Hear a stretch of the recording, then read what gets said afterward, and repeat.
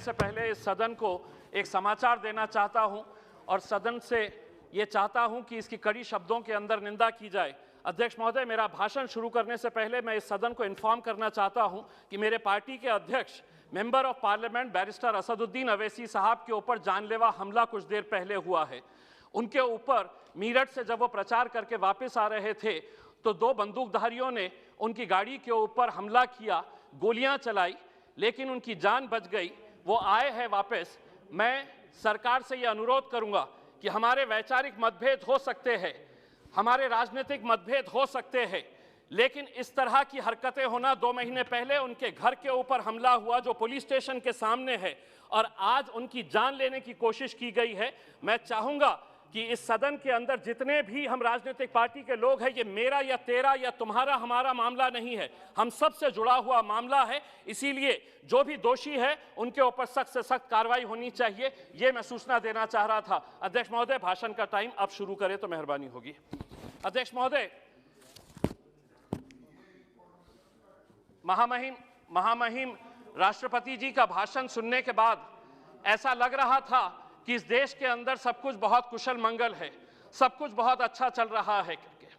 सपनों का देश कैसा होगा, ये राष्ट्रपति जी के भाषण को सुनकर ऐसा लग रहा था, लेकिन हकीकत क्या है मैं अध्यक्ष जी मैं आपको बताना चाहता हूं और शुरुआत करता हूं उन गरीबों से जिनके आंखों के अंदर आपने 6 साल पहले एक सपना दिखाया था।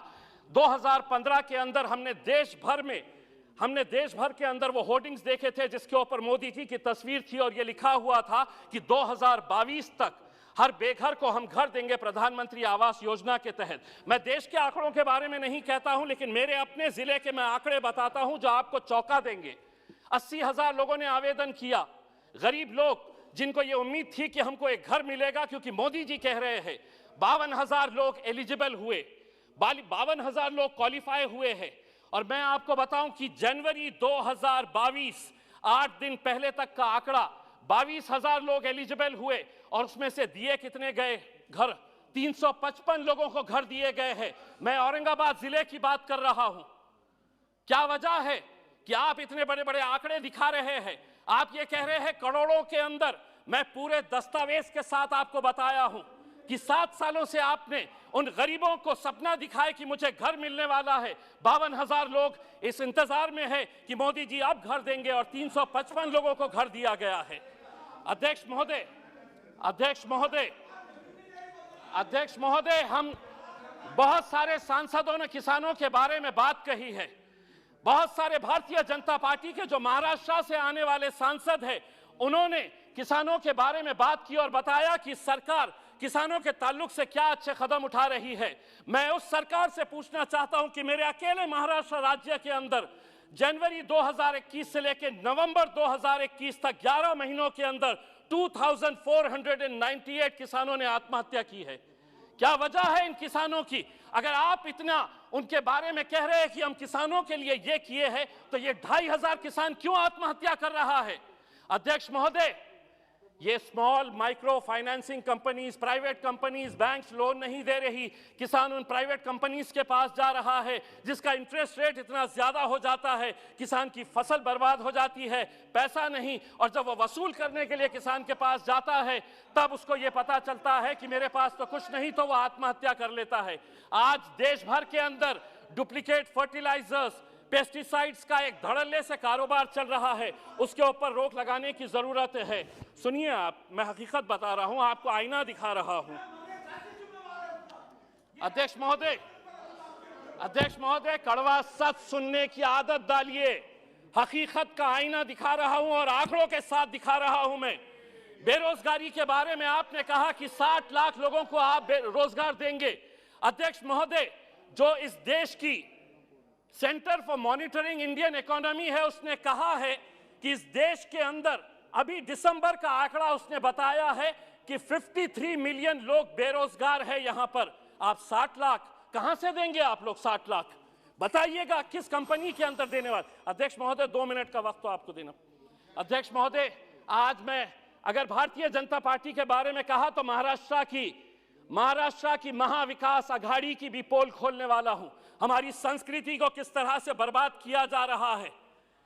छोटी छोटी किरानों की दुकान के ऊपर अब वाइन बेचा जाने वाला है। शिवसेना के एक नेता कहते हैं कि नहीं, वाइन के अंदर नशा नहीं है, तो राष्ट्रवादी कांग्रेस के एनसीपी के एक वरिष्ठ नेता कहते हैं कि बाहर के देशों के अंदर लोग पानी नहीं पीते, वाइन पीते हैं। बाहर के देशों के अंदर और हमारे राज्य के अंदर फर्क यह है कि हमारे राज्य में छत्रपति शिवाजी महाराज ने जन्म लिया था। हमारा राज्य जो है वो फुले शाहू अंबेडकर की पैदावार है।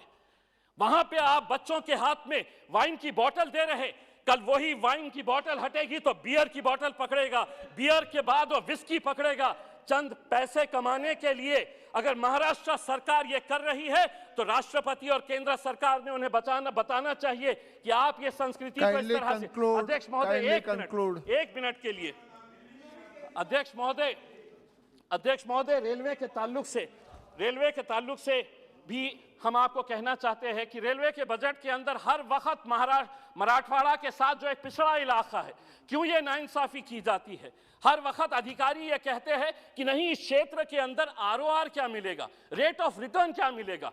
अगर इसी तरह पिछड़े इलाकों को देखने का नजरिया अधिकारियों का रहेगा तो रेलवे तो आगे निकल जा रही, हम बहुत पीछे रह जा रहे हैं। 70 सालों से हम इंतजार कर रहे हैं। बहुत धन्यवाद।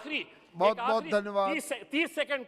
30 सेकंड में अध्यक्ष महोदय, आपने अध्यक्ष महोदय, राष्ट्रपति जी ने अपने भाषण के अंदर इस सदी के सबसे महान शख्स डॉक्टर भीमराव अंबेडकर जी को कोट किया है और उन्होंने बताया है कि हमारी सरकार का मोटो है कि जो बाबा साहब अंबेडकर ने बताया था कि हमारी सरकार किन मूल्यों के ऊपर चलती है, तो लिबर्टी, इक्वालिटी और फ्रैटर्निटी, इन मुद्दों के ऊपर दूर दूर तक आपका इन शब्दों से कोई लेना देना नहीं है। अगर ऐसा तो यकीन मानिए कर्नाटक की उन बच्चियों को आप बाहर नहीं निकालते जो अपने सर के ऊपर हिजाब लगाकर 10 सेकंड अपने सर के ऊपर अपना चेहरा हिजाब से।